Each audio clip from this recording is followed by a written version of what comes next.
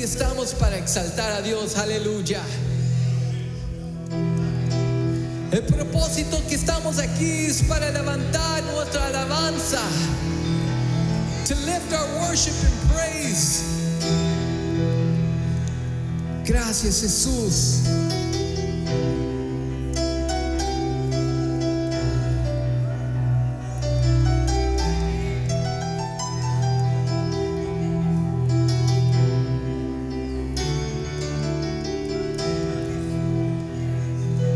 Llénanos, Señor, llénanos, Padre,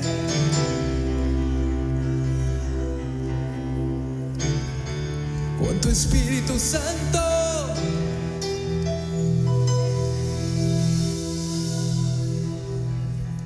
Y me gozaré.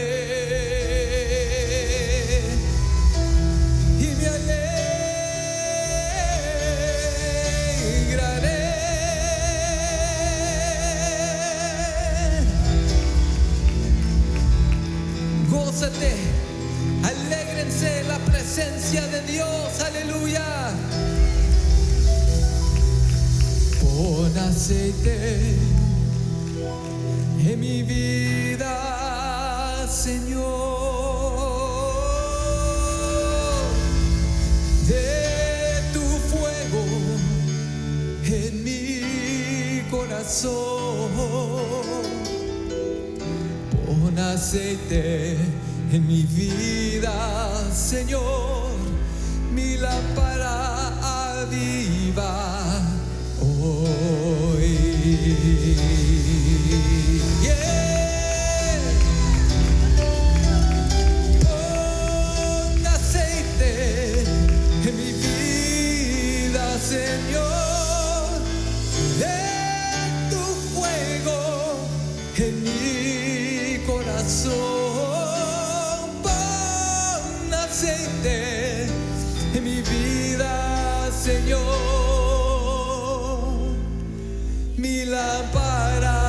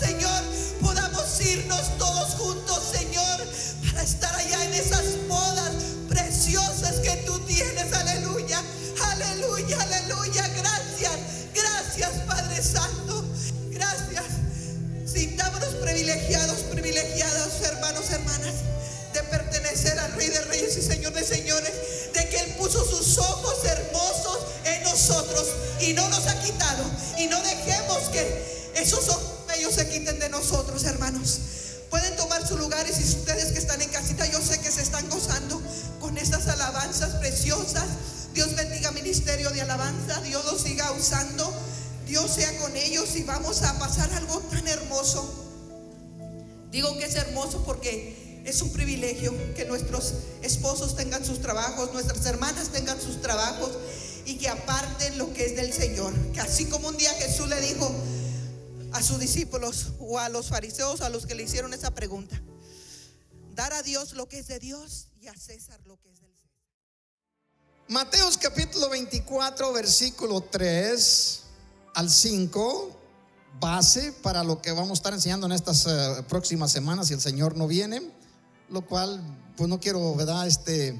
Desanimarlos. El Señor puede venir en cualquier momento, pero yo tengo bien fundamentado en mi corazón cuándo es que el Señor viene, al menos algunas fechas, no de años, sino que lo que la Biblia enseña. Mateos capítulo 24 versículo 3 al 5, la palabra de nuestro Dios nos dice así. ¿Qué le parece si le damos lectura a todos unánimes? Diga conmigo: y estando él sentado en el monte de los olivos, los discípulos se le acercaron aparte diciendo: dinos, ¿cuándo serán estas cosas? ¿Y qué señal habrá de tu venida y del fin del siglo? Respondiendo Jesús les dijo: mirad que nadie os engañe, porque vendrán muchos en mi nombre diciendo: yo soy el Cristo, y a muchos engañarán. Los discípulos le hacen a Jesús tres preguntas en una. Las que podemos encontrar ahí: ¿cuándo serán estas cosas? ¿A qué cosas se referían los discípulos? A las que Jesucristo acaba de mencionar. Cuando salían del templo, fue en el domingo 10 del mes de Aviv, para ser exactos, aproximadamente a las 5 de la tarde, que Jesucristo está saliendo del templo después de estar todo el día desde las cerca de las 9 de la mañana hasta las 5 de la tarde. Usualmente el pueblo se recogía para estar a las 6 en el lugar donde iban a reposar. Era la cultura para que no les agarrara el siguiente día, que iniciaba a las 6 de la tarde. Nuestro Señor Jesucristo, al salir, después de haber tenido un conflicto, un encuentro con todo el mundo religioso del momento, fariseos, escribas y saduceos, el Señor, después de haber hecho vamos a decir, preparar un azote y darles a los que estaban allí con sus casas, cosas de cambio, sus mesas de cambio, de la venta de las palomas, de los animalitos, etcétera, para el sacrificio, donde el Señor se irritó mucho con ellos y les dijo: han hecho de la casa de mi padre cueva de ladrones. Usted conoce la historia muy bien. Esto aconteció el domingo que conocemos como el Domingo de Ramos, o la entrada triunfal de nuestro Señor Jesucristo.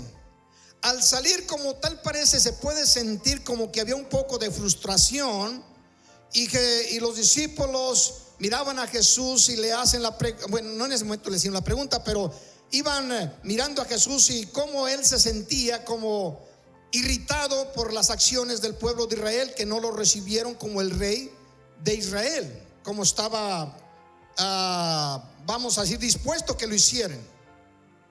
Y les dice los discípulos, para cambiar las emociones, creo yo que lo hicieron de esa manera. Lo puedo ver a través de las páginas o a través de las expresiones, que le dijeron: mira, Señor, este templo, mira las rocas tan gigantescas que fueron puestas en este edificio. Y Jesucristo se voltea y les dice: de cierto os digo que no quedará piedra sobre piedra que no sea removida.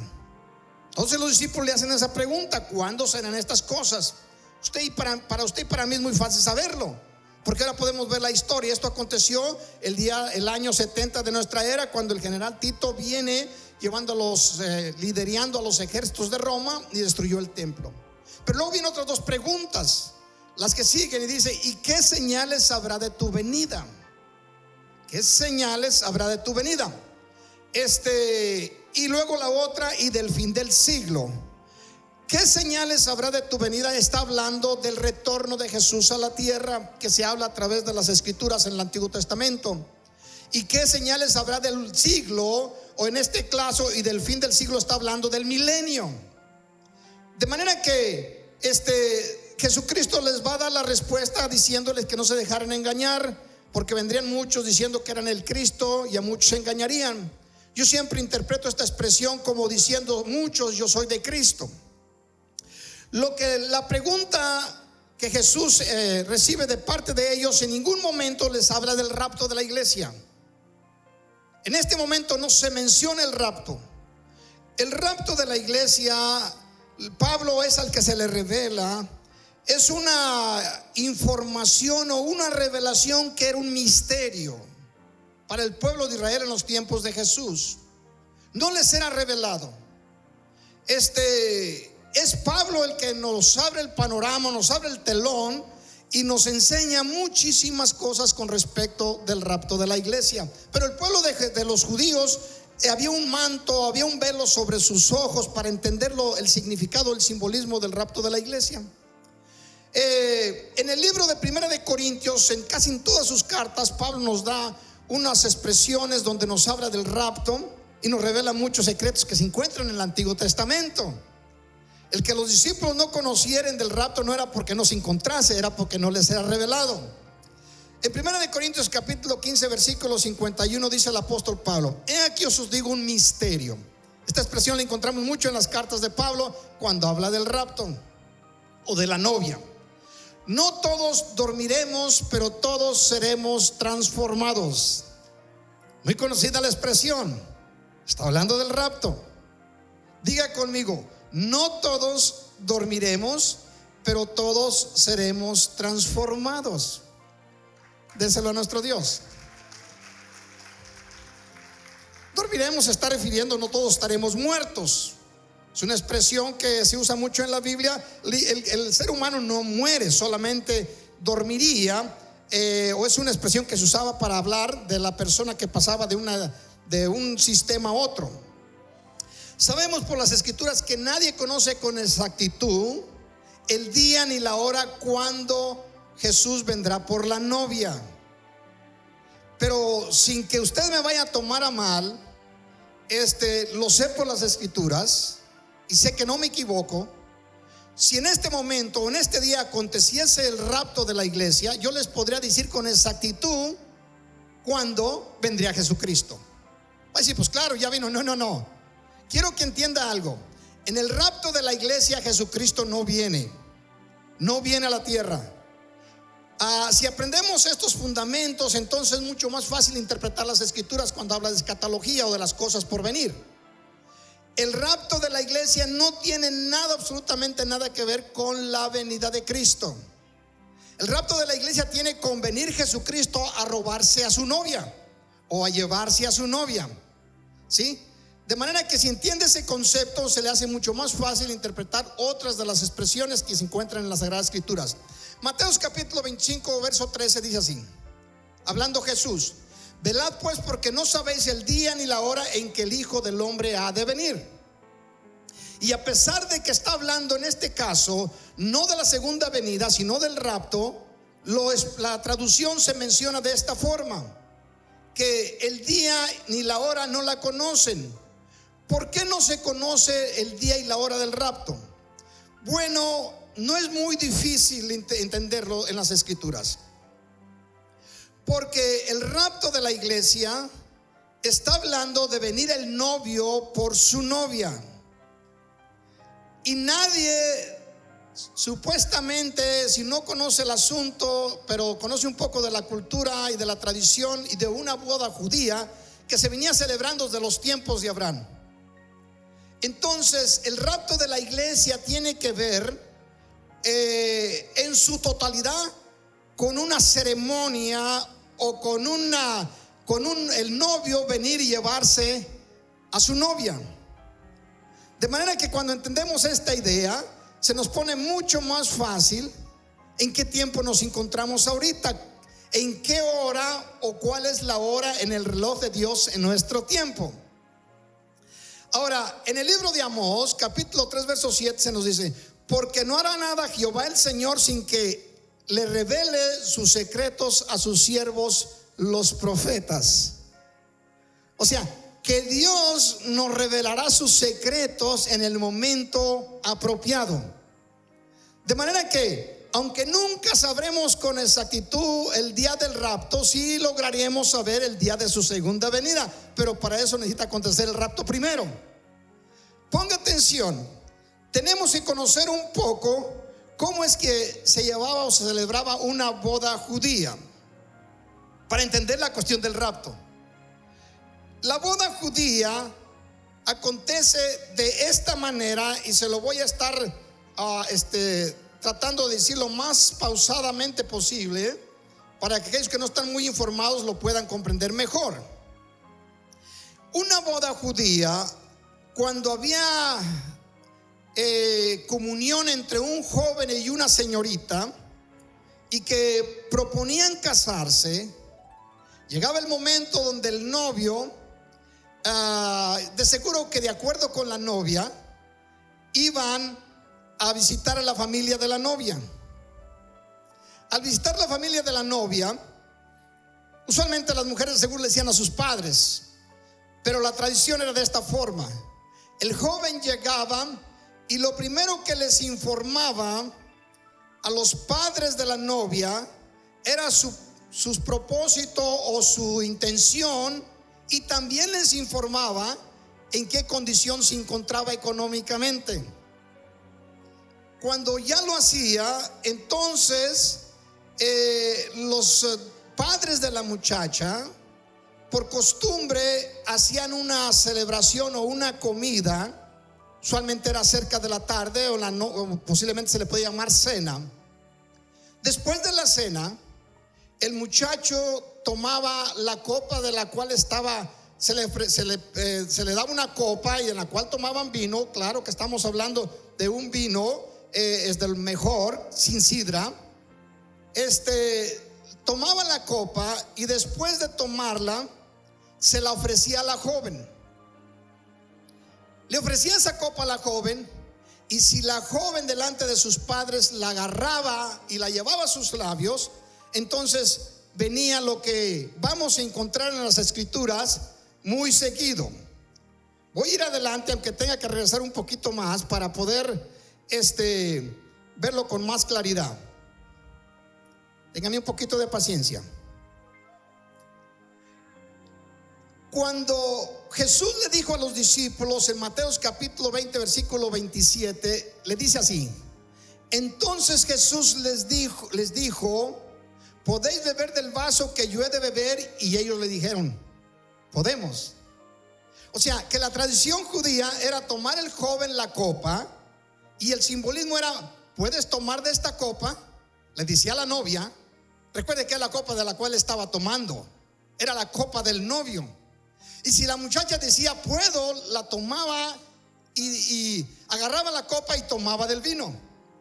Entonces, al hacerlo, encontramos nosotros en Mateo capítulo 26 versículo 27 y 29: y tomando la copa y habiendo dado gracias, les dio diciendo: beban de esta todos. Ahora no se trata de una novia solamente, se trata de varias personas que ya unidos somos la novia. Y yo os digo que desde ahora no beberé más de este fruto de la vid hasta aquel día en que la beba de nuevo con vosotros, la beba nueva o nuevo con vosotros en el reino de mi Padre. Inmediatamente el novio se ponía de pie. Al momento que la muchacha tomaba el vino, se ponía el novio de pie y decía palabras similares a las de nuestro Señor Jesucristo. Jesucristo está hablando en todo este proceso, en los últimos días de su estancia en la tierra, está hablando de esta celebración. Está hablando de cómo vendría por la novia. Juan capítulo 14 verso 2 y 3 dice así: se levantaba el novio después de ver a la joven aceptar la copa, y el novio decía: voy pues a preparar lugar para vosotros. En este caso para nosotros. Palabras similares a estas era la costumbre, la cultura. Y luego dice: y vendré otra vez y os tomaré a mí mismo, para que donde yo estoy, vosotros también estéis. Déselo fuerte a nuestro Dios. El novio le dice: voy pues a preparar lugar para nosotros, para que donde yo esté, también tú estés conmigo. Ese era el proceso de esta celebración. Segundo punto, el novio se ausentaba, y esto no es muy apropiado para la cultura nuestra, pero se hacía en el tiempo judío. Se ausentaba alrededor o aproximadamente 2 años para construir la casa. Para construir la casa, para que cuando él ya regresara por la novia, él ya tuviera el lugar donde podría vivir con aquella joven con la que se iba a casar o con la que se había casado en el momento del pacto. Cosa que no se acostumbra en nuestra cultura. Aquí lo primero que se piensa es en llevarse la novia y después saber si se puede conseguir algo donde vivir, si no se van con los suegros de alguno o del otro. ¿Sí? No era así en el tiempo de los judíos. En el tiempo lo primero que se procuraba que el novio fuera y construyese la casa. Y esa casa que construía el novio no podría él dejarla a media construcción. En otras palabras, levantar, poner el piso, levantar las paredes, poner algunos morillos o algunas tablas por ahí. No, tenía que ser esa casa espacionada por el padre. El padre era el que le decía si la casa estaba preparada, si ya tenía la sala, la recámara, la cocina, principalmente la cocina. En una casa de los tiempos antiguos, lo más importante de una casa era la cocina. Todavía cuando yo me casé, las mujeres compraban, cuando íbamos a comprar casa, lo más importante en la casa para un matrimonio era la cocina. Diga usted, cocina. Ahorita ya no interesa, es más, si las casas ya vienen sin cocina, no hay problema. Con un microwave y todo se arregla el asunto. Y si no, ahí está el McDonald's, está el restaurante X, sí, el Chick-fil-A. Y todos estos restaurantes. Otro día me estaba diciendo mi nieto, me decía: Papo, ¿cuál restaurante es el número 1 de usted? Porque yo voy a un restaurante con la familia y si no me gusta, no me agrada, luego les digo antes ya de salir: ok, ya le vamos a poner una X. Y ya no regresamos a él. Dice: pero Papo, pero no está tan malo. No, ya le puse una X por X razón. No se lo digo a la gente allí, nomás se lo digo a mi familia. ¿Sí? Pero en los tiempos antiguos era algo sumamente importante, porque la comida era algo sagrado. Cuando la familia se unía para comer los alimentos y dirigirse a nuestro Dios y darle gracias por ellos. Por cierto, si hay un cristiano que no da gracias antes de tomar los alimentos, déjeme decirle que le falta mucho por caminar. ¿Ok? Ahora, nuestro Señor Jesucristo le está diciendo lo que iba a acontecer. El novio se ponía de en pie y esperaba palabras como antes le leí. Voy pues a preparar lugar para vosotros, y vendré otra vez y os tomaré a mí mismo, para que donde yo estoy, vosotros también estéis. El segundo paso, el novio se ausentaba, como lo estaba mencionando, aproximadamente por 2 años. Ahora, quiero mencionarle algo allí en Mateos capítulo 24, verso 36. En cuanto al día y la hora, nadie lo sabe, ni aun los ángeles del cielo, ni el Hijo solamente lo sabe el Padre. Por mucho tiempo hemos interpretado mal este versículo, pero ahora va a saber usted la correcta interpretación. Cristo es Dios, ¿estamos de acuerdo? Entonces, ¿por qué dice aquí que ni aún el Hijo? Porque estaba laborando el Hijo como el novio, y el novio no podría saber cuándo el Padre daría el ok que la casa estaba terminada. Me estoy explicando. De manera que, aunque conocemos nosotros la profesión principal de nuestro Señor Jesucristo era ¿cuál? Era de ser carpintero. Ya nos da un indicio que nuestro Señor la va a terminar en el tiempo establecido. ¿Ok? Ahora, hay algún secreto aquí que va a aprender usted y le va a ayudar muchísimo en su estudio. Nosotros se nos pasan muchas cosas porque no tenemos el conocimiento de la cultura judía, pero le voy a explicar algo. El día que nadie conoce es un día muy conocido para el pueblo de Israel, no para los gentiles. El pueblo de Israel se rige por meses lunares, meses de 30 días. No se basan en el calendario gregoriano que usted y yo conocemos, que está basado en el sol. Ellos están basados en los calendarios judíos. Todos los meses traen 30 días. Y en esos 30 días existen 2 días que se le conoce por la idea o por la forma en que se expresa que nadie lo conoce. ¿Por qué? Piensen esto, que ya conoce usted desde primaria. En primaria de seguro que le enseñaron que la luna se le menciona en 2 etapas diferentes. Una se le llama creciente y la otra se le llama ¿cómo? Menguante. Una va para arriba y la otra viene para abajo. Cuando empieza la luna a ir creciendo, dura exactamente, no que más o menos, ¿cuántos días dura? Yo creo que ya se les olvidó, es que hace mucho tiempo que pasaron por primaria. No les estoy diciendo que están viejos.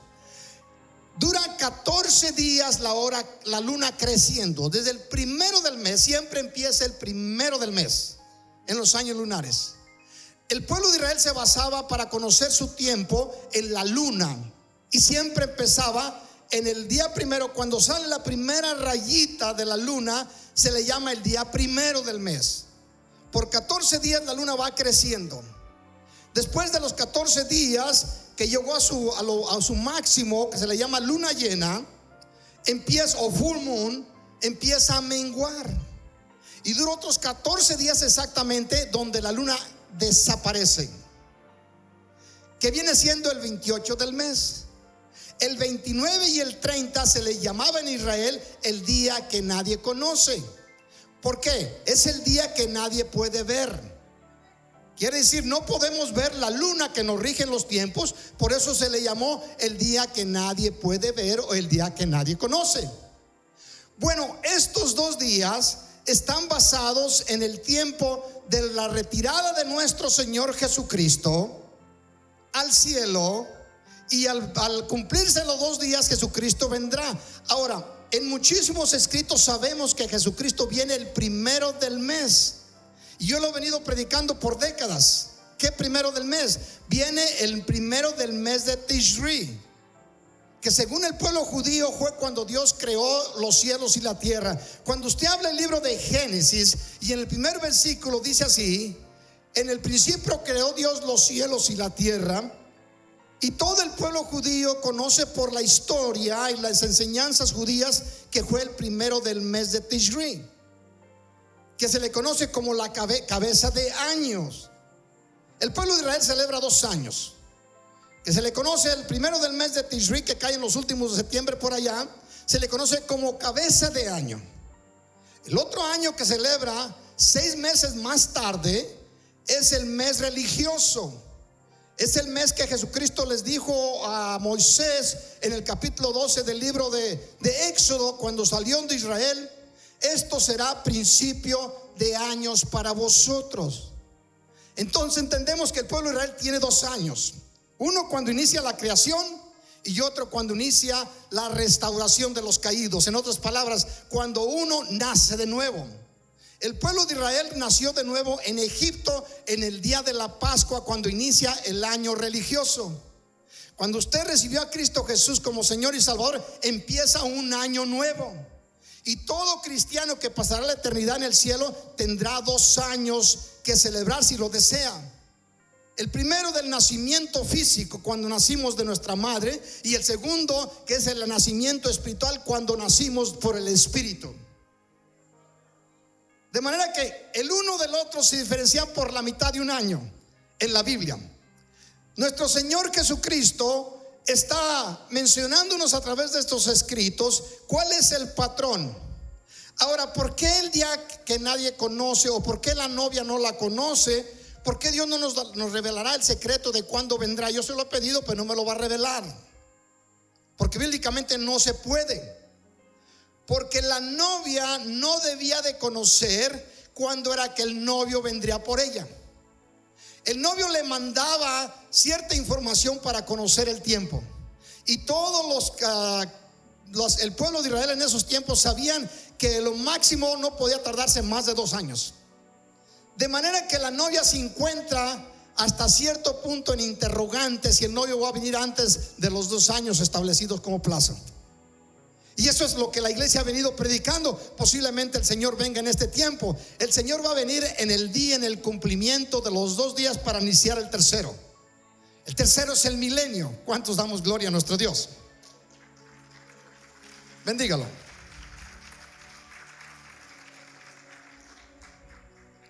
En Mateos capítulo 25 verso 6 dice: y a la medianoche se oyó un clamor, aquí viene el esposo, salir a recibirlo. El esposo, ¿por qué el esposo? Porque legalmente cuando un muchacho iba a pedir la novia, usando ese término que nosotros acostumbramos, cuando iba a pedir la novia a los padres, en el momento en que la novia tomaba la copa, desde ese instante la novia quedaba casada con el novio, se le llamaba desposada. Y la única forma de separarse del novio era yendo a los sacerdotes y que les divorciaren. Era legal. El sacerdote tenía que darles una carta de divorcio. No es como nuestras costumbres. Algunos van a pedir la novia, se le dan la novia, y todavía algunos cuando están en el altar, a la novia le entra el frío, no sé cómo dicen una expresión, COVID, le da frío en los pies y desde el altar sale corriendo cuando mira al novio. No sé por qué saldrá corriendo, pero ha acontecido muchos casos de esa forma. Donde yo crecí había un pueblo que se le llama El Sabino. En mis años de juventud, allá entre los 13 y 14 años de mi adolescencia, nosotros íbamos a echar novia al Sabino, a hacer novias al Sabino. 13, 14, 15 años. Sabino es muy interesante, muy peculiar. Acá está Marcos, Emidio, mis hermanos y algunas otras personas que están acá. Mi hermana Carmela no lo sabe de seguro, pero hermano Emidio posiblemente. En mis tiempos, quiere decir que andaba echando novia por allá también, ¿verdad? Marcos, no sé. En mis tiempos, cuando usted iba en esta región, no sé si se acostumbra ya, usted no miraba a la novia. Usted se hacía la novia a la joven que estaba dentro de la casa, y a las casas cuando se construían les hacían un agujero en alguno de los lugares de la casa, y por ese agujero en la pared, que eran paredes de tierra de aproximadamente 1,5 pies de anchura, por ese agujero usted hablaba con la joven al otro lado, y si le agradaba la voz suya, se la podía hacer novia. Recuerdo una vez había un muchacho que se llama Juan, le decíamos Juanón, muy lento para hablar, mayor que yo, me llevaba como intérprete por ahí en el idioma español también, pero intérprete. Me decía: Ismael, tú puedes hablar más fácil que yo, vamos a ver si nos hacemos. Tengo una novia que se llama Chuy, y pues cuando le hablo siempre salgo mal con ella porque no le gusta cómo hablo yo. Entonces me llevaba a mí para yo hablar en lugar de Juan. ¿Quién eres tú? Soy Juan. Pero no sé cómo se nos cruzaron las palabras en una ocasión, y resulta que se dio cuenta la muchacha que yo no era Juan, y dice: ¿quién eres tú en realidad? Pues yo soy Ismael. Pues me quedo contigo y dile al otro que se vaya. Yo tenía como unos 14 años, nunca conocí a la muchacha, no conocía a la novia. Y en la mayoría de los casos, en los tiempos judíos, a veces cuando el novio iba a pedir a la muchacha, realmente no tenían relación o no tenían roce. Eran los padres los que elegían la novia. Y déjeme decirle algo que le va a sorprender, pero es bueno que lo conozca. Jesucristo, el novio, no eligió la novia. Quien le elige la novia a Jesucristo es el Padre. Es el Espíritu Santo. Otra cosa que posiblemente no conozcan, nosotros acostumbramos a decir al Padre que está ahí arriba. Realmente cuando Cristo usa muchas expresiones a veces del Padre, en la mayoría de los casos está hablando del Espíritu Santo. El Espíritu Santo es Dios. Conocemos por la tercera persona en el Dios Trino. El Espíritu Santo fue el que dijo el ángel Gabriel cuando le reveló a María que de ahí iba a nacer el Mesías, el Cristo. Le dice ella, pues ¿cómo va a suceder esto? El Espíritu vendrá sobre ti, te cubrirá con su sombra, por tanto el santo ser que nacerá de ti será llamado Hijo del Altísimo. Amén. Es el Espíritu Santo que nos engendra. Cuando usted aceptó a Cristo, fue el Espíritu Santo que usó la palabra de Dios para producir fe en su corazón y usted aceptará a Cristo como su Señor y su Salvador. Realmente nuestro Padre que nos engendró es el Espíritu Santo, pero como Dios es uno y lo que uno tiene lo tiene el otro, lo que uno ama, ama al otro, de manera que no hay ninguna diferencia, porque el que ama al Padre ama al Hijo y ama al Espíritu Santo. El que ama al Espíritu Santo ama al Hijo y ama al Padre. ¿Cuánto le damos gloria a nuestro Dios?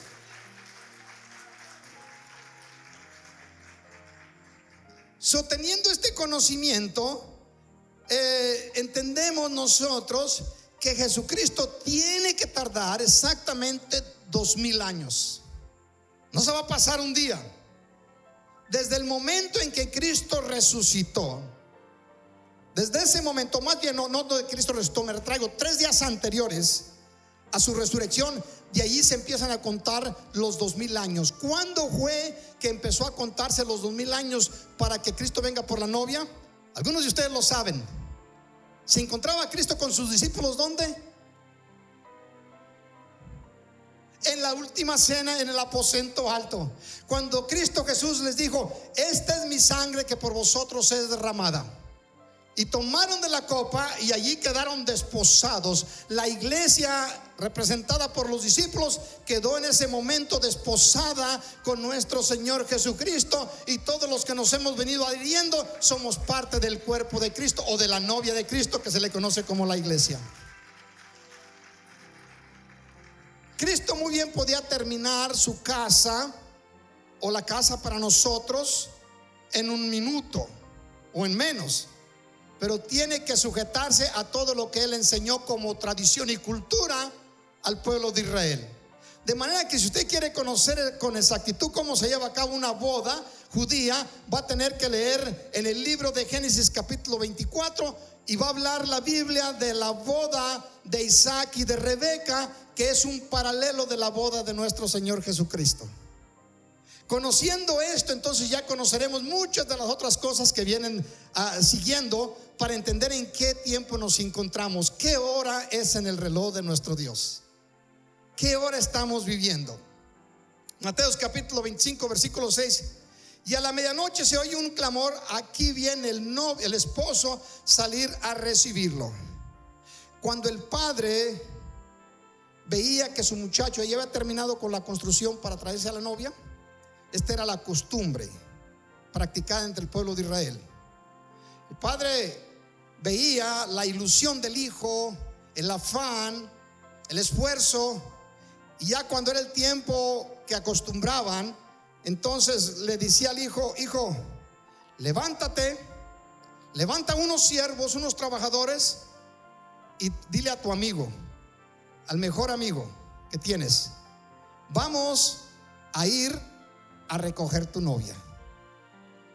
Era el padre quien daba la orden, no es el hijo. Por eso Cristo dice: ni el hijo lo conoce, no lo saben los ángeles, ni aún el hijo lo sabe. ¿Por qué? Solamente el padre, porque es el padre el que va a dar el ok, el que la casa ya está lista. Cristo no nos va a meter en una choza. Cristo ya nos preparó el lugar.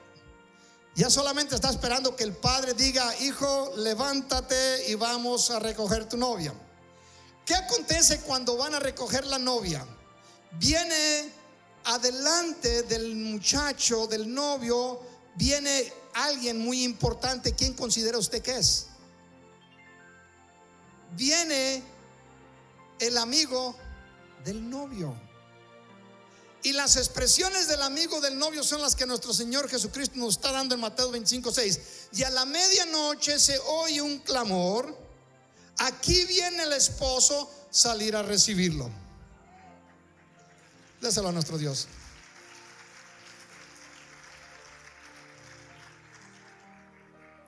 Cuando Jesucristo en el capítulo 25 del libro de Mateo nos está hablando de 10 vírgenes, nos está hablando de que 5 de ellas son sabias y las otras son insensatas.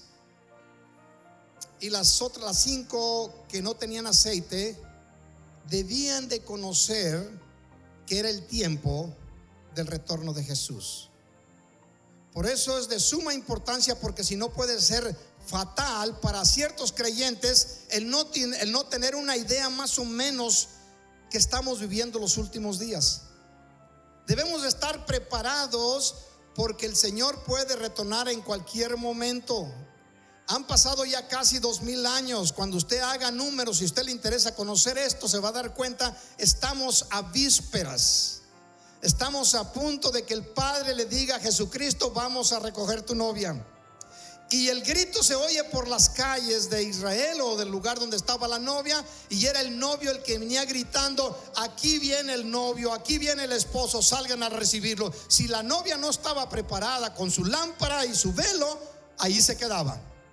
Y es el ejemplo que nos da nuestro Señor Jesucristo. De las 10 vírgenes, solamente 5 se fueron con el novio. Las otras quisieron ir a buscar aceite, pero era muy tarde.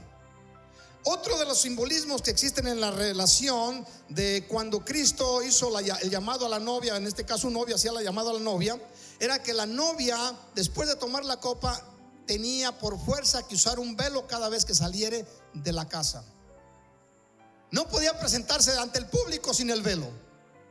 Ahorita hay un conflicto allá en Irán muy fuerte con respecto del velo, porque la traducción de Abraham bien lo sigue hasta esos tiempos, y muchas mujeres quieren quitarse el velo. No hay problema para los cristianos ni tampoco para los judíos que sean creyentes. ¿Por qué? Porque el velo de la mujer en este tiempo es Cristo.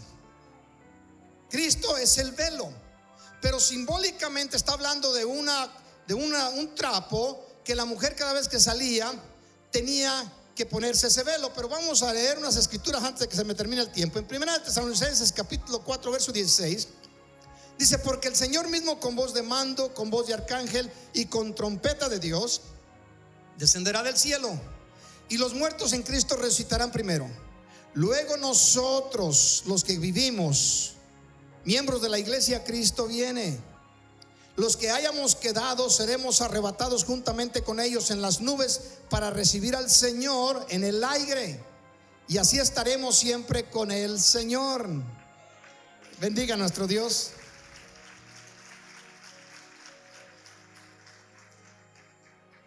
Vea que Pablo, que era el más conocedor de la situación de la iglesia, más que ningún otro de los apóstoles, conocía perfectamente el asunto de cómo iba a venir Jesucristo a llevarse a la novia.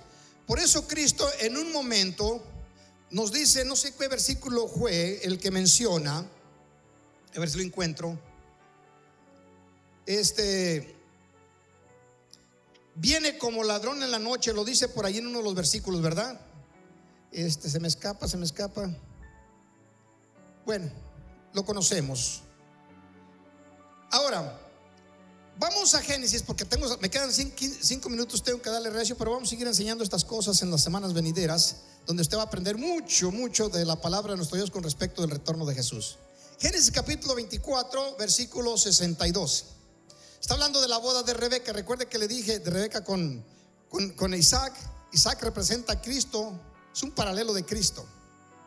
Isaac, cuando Dios le demanda a Abraham, su padre, que lo sacrifique, los judíos consideran que Isaac realmente murió y Dios lo resucitó. Y el libro de los Hebreos dice que en sentido figurado Isaac fue resucitado. De manera que Isaac es el paralelo, el tipo de nuestro Señor Jesucristo, el único hijo del Padre que menciona la Biblia, aunque Abraham tuvo más hijos, pero hablando del pacto de Dios con Abraham. Isaac viene siendo el paralelo o el ejemplo de Jesús, y Rebeca viene siendo el ejemplo de la novia. ¿Qué acontece en este proceso? Para que usted entienda un poquito, los que no están muy familiarizados en el asunto. Abraham, acaba de morir Sara. Abraham se encuentra inconsolable y le dice a un siervo que tenía, Eliezer, que es un tipo del Espíritu Santo simbólico, le dice a Eliezer: ve a la casa de mis hermanos o de mi familia y consígueme una esposa para mi hijo Isaac, porque no permitiré que mi hijo Isaac se case con una cananea, como ya ha acontecido con Ismael. Y le dice Eliezer: pero ¿qué si no quiere venir la muchacha conmigo? Entonces, si no quiere venir contigo, eres libre de tu compromiso conmigo. Y le puso su mano sobre el brazo y lo hizo que jurare a Eliezer, que es simbolismo del Espíritu Santo. Eliezer, cuando llega a la tierra de Aram de Parán, allá en el río Éufrates, donde se habían quedado los familiares de Abraham y habían nacido familias, Labán, del cual era hija de Labán, Rebeca. Entonces, cuando llega, hace una oración Labán y le dice a Dios que lo prosperara en el viaje, para que así pudiera conseguir la joven que había preparado para Isaac. Fue Eliezer, el que consiguió la novia para Isaac, no fue Abraham. En este caso, Eliezer es el Espíritu Santo, es el Padre que consigue la novia para Isaac. Y le llevó, dice que le llevó con camellos cargas, le llevó alhajas, brazaletes, oro, le llevó alimentos, perfumes, etcétera. Todo esto simbólicamente, cuando Cristo se retira, en este caso el Espíritu Santo, que es el Padre que nos engendra, Él viene y nos da todas esas cosas, porque el Espíritu Santo nos ha coronado de favores y de dones de muchas cosas, dones de sanidad, de profecía, de hablar en lenguas, dones de sanidad, etcétera, etcétera. ¿Sí? Lo mismo hizo Eliezer, y le dice a la joven que si le agradaba aceptar al hijo de su señor. Pero cuando miró las alhajas, cuando miró los perfumes, cuando miró todas estas cosas, la muchacha Rebeca no lo pensó dos veces. Esta tenía sus ojos en las cosas, y es lo que la iglesia le afecta de tiempo en tiempo, los ojos en las cosas y no en Isaac. Bueno, veamos el capítulo 24, verso 62 para ya terminar. Y venía Isaac del pozo del viviente. Diga usted: y venía Isaac del pozo del viviente, que realmente dice que bebé. Isaac, que es Cristo, vendrá del pozo del viviente. En Isaías capítulo 12, versículo 3, dice que saquemos la vida del pozo de la salvación, del pozo de vida o del pozo vivo, que en este caso es el cielo donde está nuestro Padre. Y venía Isaac del pozo del viviente, dice, del que me ve.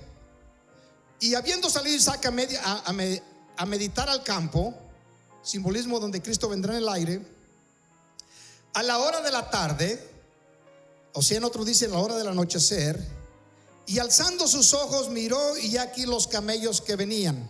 Imagínense cuando la iglesia sea levantada, el número de personas que los ángeles nos llevarán allí. Nos levanta a toda la iglesia, los que han muerto y los que estemos todavía aún vivos. ¿Cuántos dicen amén? Dice Rebeca, dice, los camellos que venían. Rebeca también alzó sus ojos. Por fin Rebeca va a ver al novio, y vio a Isaac descendiendo del camello. Y vio a Isaac y descendió del camello, porque había preguntado al criado, al Eliezer, o al Espíritu Santo: ¿quién es este varón que viene por los campos hacia nosotros? Y el criado le había respondido: este es mi Señor. Ella entonces tomó el velo y se cubrió. Es la última oportunidad que tiene la iglesia de llegar ante el Señor Jesucristo con su velo cubierto, con su rostro cubierto. En otras palabras, simbolismo, no andaba coqueteando con el mundo. La iglesia estaba esperando a su novio, con el que estaba desposado, y se encontraba en esta condición. Lo dice en el libro que es el libro de Efesios: sin mancha y sin arruga, o el libro de los Hebreos por allá. De manera que la iglesia es un simbolismo de Rebeca, y el criado había respondido: es mi Señor. Ella entonces tomó el velo y se cubrió. Iglesia, eso es la recomendación y la exhortación de nuestro Señor Jesucristo. El día que aceptaste a Cristo, literalmente o simbólicamente, tomaste de la copa que Cristo les dijo a sus discípulos: ¿podrán tomar de la copa que yo tomo o beber de la copa que yo bebo?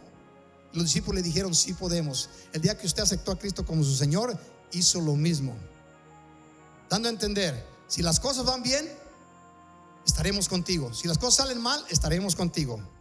Como tú nos prometiste no dejarnos, tampoco nosotros te dejaremos.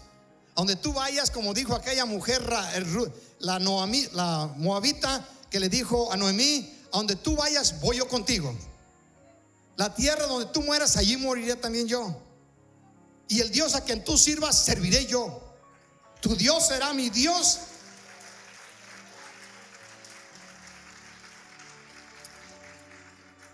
Y acá está diciendo, ella se tapó y se encontró con Isaac.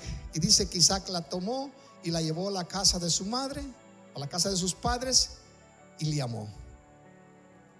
Cuando Jesucristo nos encuentra en el aire, nos toma y nos lleva de retorno a la casa de su Padre, donde ya tiene lugar el preparado para nosotros.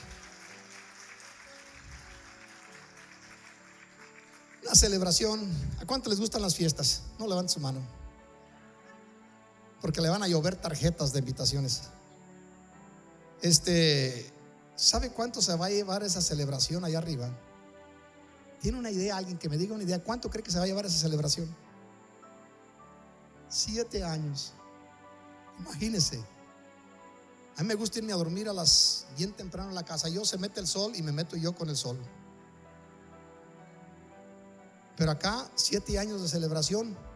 Pero lo lindo de esto es que no se mete el sol, porque allá no hay sol, no hay necesidad de sol. La luz del Cordero es la lumbrera de toda la iglesia, de todos nosotros. Amén. Bendiga a nuestro Dios. Termino ya con esta expresión.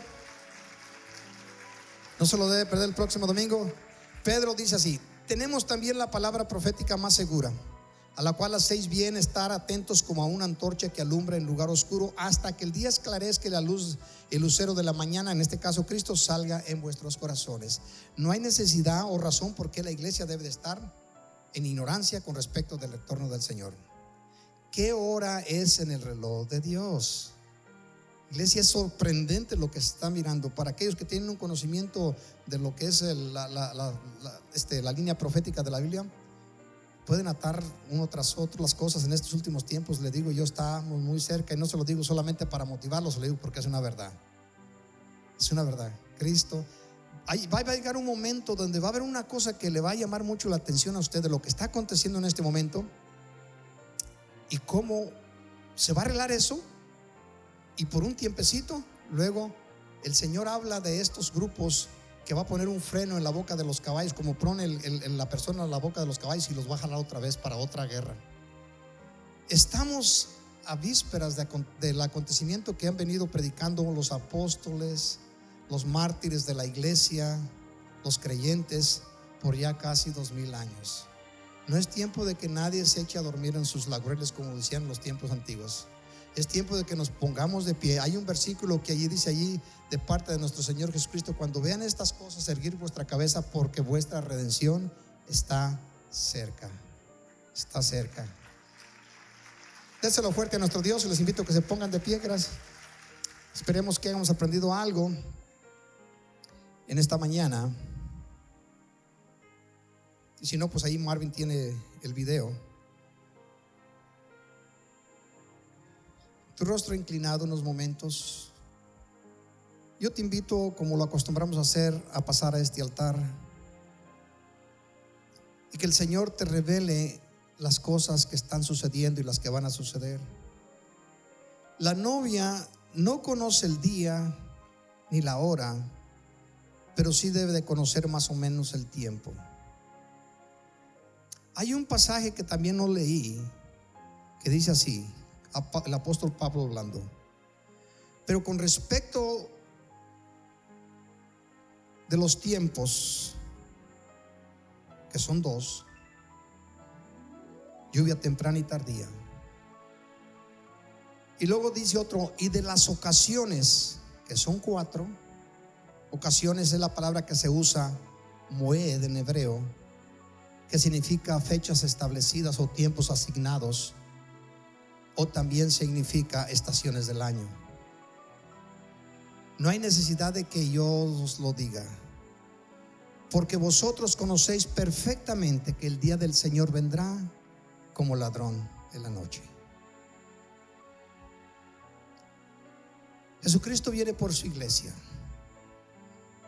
¿Por qué razón no lo estableció de revelarnos el día de su retorno por la iglesia? Pues era algo que se practicaba entre el pueblo de Israel ya por aproximadamente más de 2000 años. o cerca de 2000 años. Pero no porque el pueblo de Israel lo haya practicado es que Jesucristo lo establece para con él, sino porque Dios lo estableció, porque Él sabe lo que es perfecto y lo que conviene. Pero cuando venga el Hijo del Hombre, lo dijo Jesucristo, cuando aquella mujer que constantemente pedía que se hiciera justicia con ella a causa de aquel juez injusto que ni temía a Dios ni a los hombres,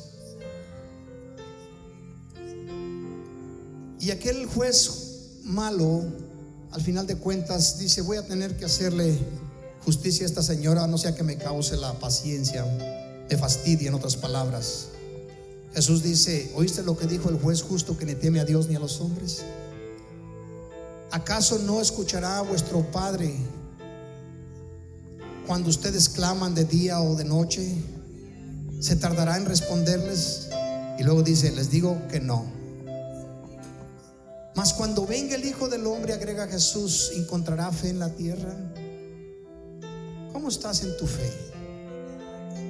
¿Cuál es la certeza que tienes del retorno de Jesús o de tu estabilidad como cristiano o como cristiana?